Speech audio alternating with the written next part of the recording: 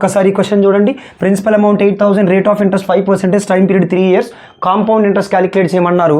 Compound ఇంట్రెస్ట్ని ఎలా calculate చేస్తారంటే ఫస్ట్ 8,000 పైన ఫస్ట్ ఇయర్లో ఎంత పర్సెంటేజ్ 5%.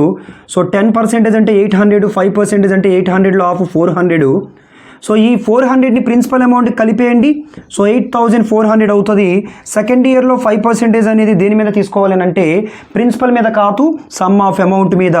5% ఆఫ్ 8,400 అంటే 10% 840, 5% ఎంత అంటే 840లో ఆఫ్ 420. ఈ 420ని 8,400కి యాడ్ చేసినట్లయితే సో 88 ఎంత అవుతుంది చూడండి, 8820 అవుతుంది. నెక్స్ట్ థర్డ్ ఇయర్లో ఎంత పర్సెంటేజ్ అంటే 5%. 5% దేని మీద అంటే 8820 మీద.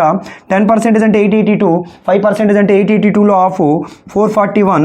సో మొత్తం మీద ఎంత అవుతుందంటే first year interest 400, second year interest 420, third year interest 441. So total interest ఎంత అంటే 1261. 400, 400, 400, 1200, 20 + 41, 61. So total interest is 1261. మన ఆన్సర్ ఏమవుతుందంటే 1261 అవుతుంది. ఈ లాజిక్ కనుక నచ్చినట్లయితే లైక్ చేయండి. Thank you all.